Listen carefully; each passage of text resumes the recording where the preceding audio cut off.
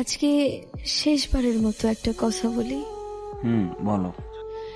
যদি আমাকে ছাড়া আপনি ভালো থাকতে পারেন, তাহলে আমি আপনার ভালো থাকা নষ্ট করতে চাই না।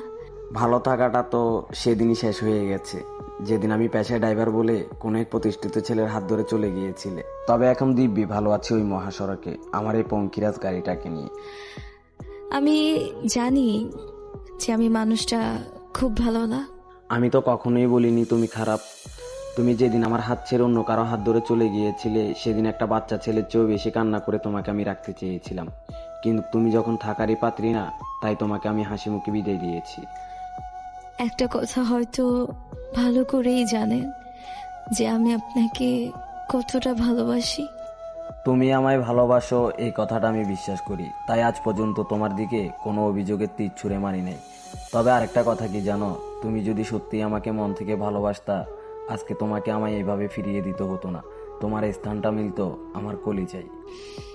কোনোদিনও ভাবিনি যে আপনি এইভাবে আমাকে পর করে দিবেন। আমি তো চাইনি কখনো তোমাকে পর করে দিতে। আমি চেয়েছিলাম সারাটি জীবন তোমাকে আমার বুকে আগলে রাখতে। শুধু পেশায় ড্রাইভার ছিলাম বলে কুকুরের মতো তাড়িয়ে দিয়েছ আমায় কোনো এক প্রতিষ্ঠিত ছেলের হাত ধরে।